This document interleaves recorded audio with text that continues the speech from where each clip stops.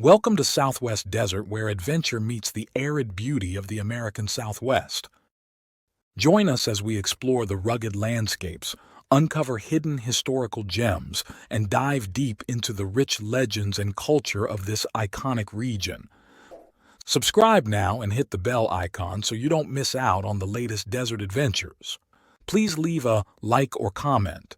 This is very helpful. Let's journey together into the heart of the Southwest Desert.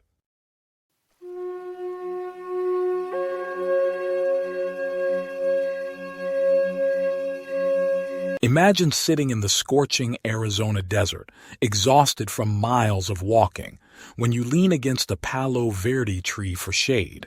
Out of habit, you strike a nearby rock with your pick, and suddenly see veins of pure gold glittering back at you.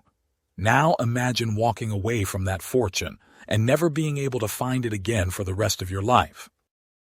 Welcome to Southwest Desert, where today we explore one of the Southwest's most tantalizing lost treasure stories, John Nummel's Golden Ledge.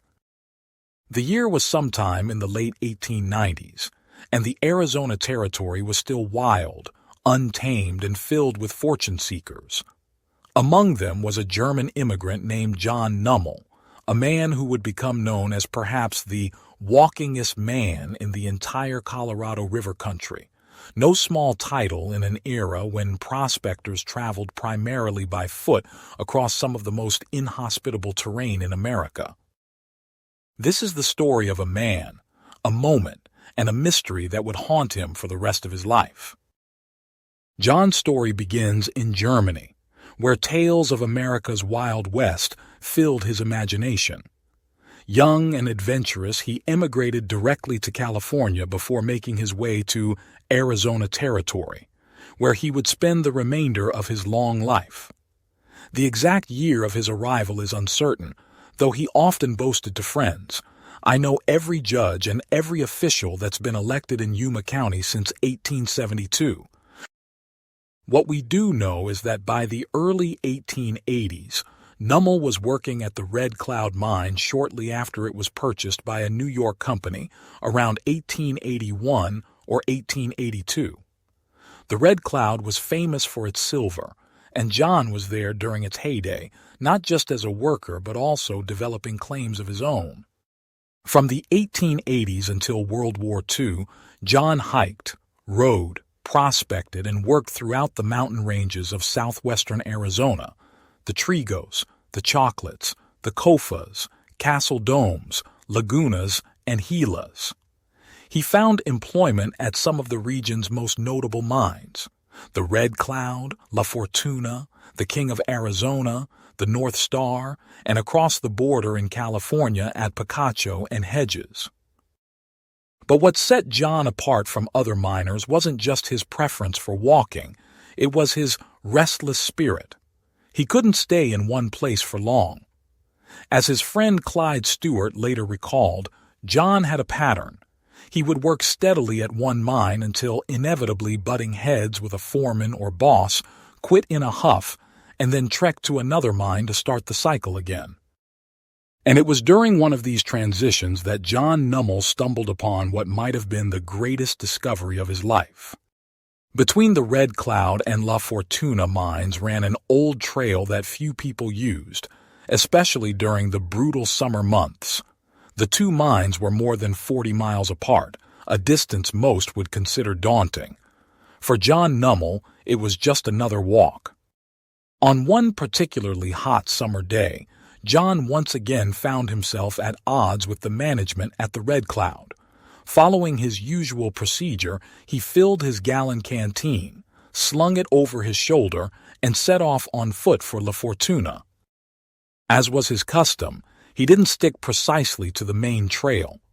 Always the prospector, he wandered parallel to it, eyes scanning the ground for anything unusual. After crossing Yuma Wash, about 9 miles from the Red Cloud, John was feeling the full force of the desert heat.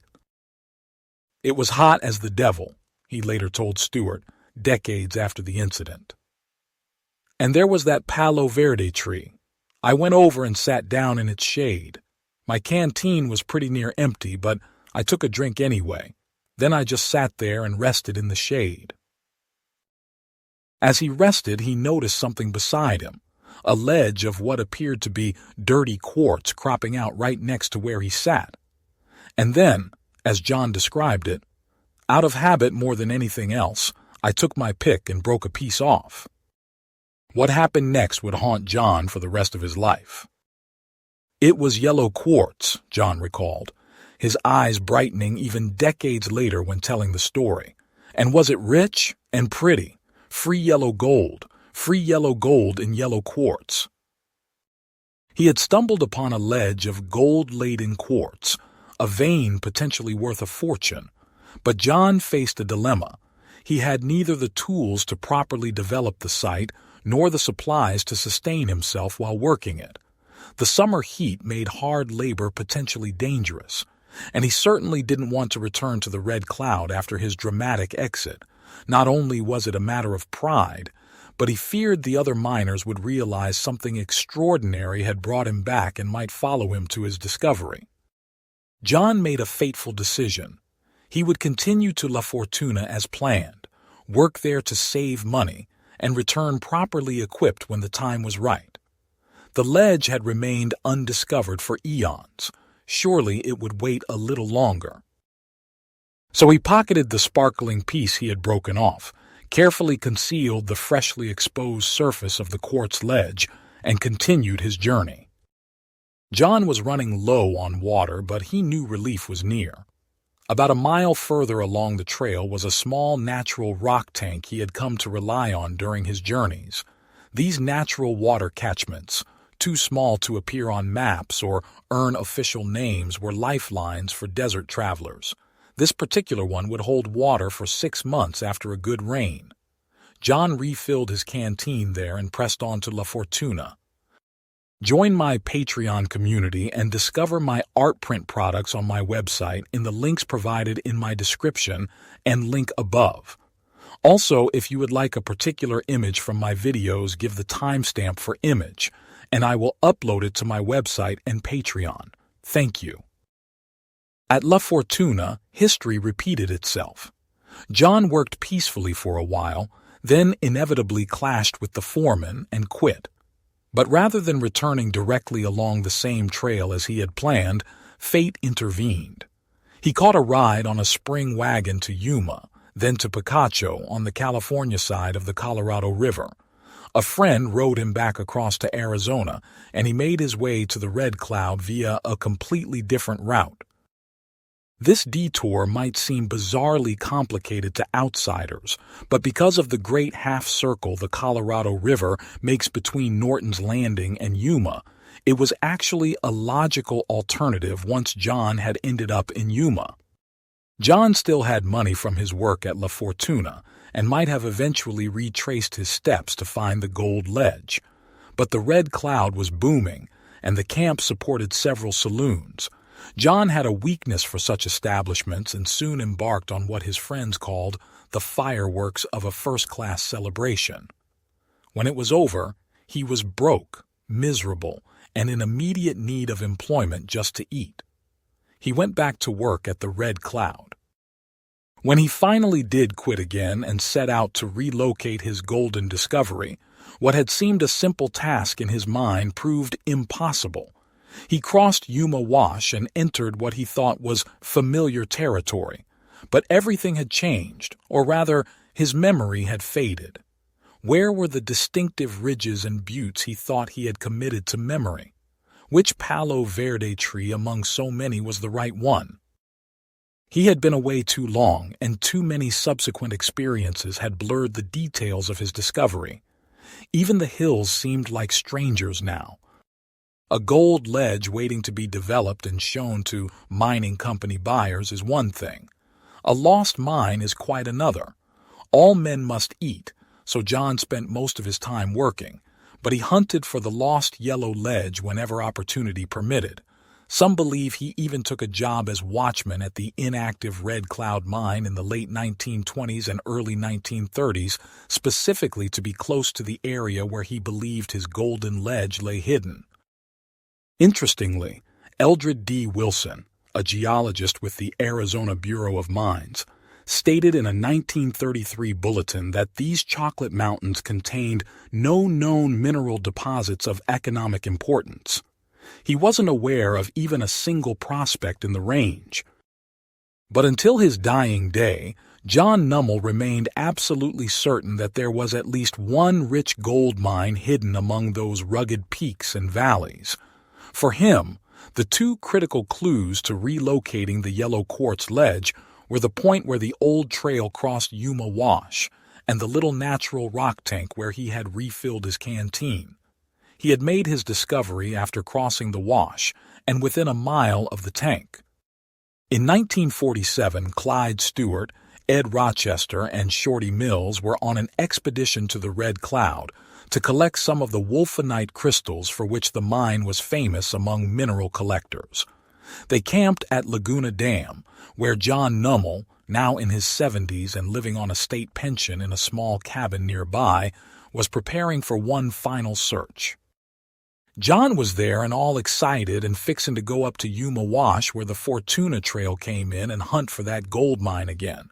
By himself, Stewart recalled. John told them, "I can picture that yellow ledge just the way it lies. I can find it." He had already acquired one pack burro and was waiting for someone to bring two more. Then he planned to load them up with supplies and set off on one last quest.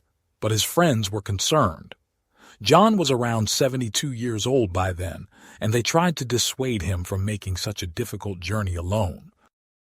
Ed and Shorty and I all ganged up on him and tried to talk him out of it, Stewart remembered. We hadn't convinced him by the time we left, but we were hoping the man wouldn't show up with those other two burros. As fate would have it, the man with the additional burros never arrived. John Nummel never got the chance to hunt for his golden ledge again. Not long afterward, his long journey through the deserts and mountains of the Southwest came to an end. He died in 1948, taking the secret of the exact location of his yellow quartz ledge with him. Thank you for joining your desert frontiersman, Alan, for another Southwest Gold story. Check out my large catalog of Southwest videos and playlists on historical tales, legends, lost gold stories, and adult bedtime stories. If you would like a certain image from my videos, tell me in comments and give timestamp. Happy trails.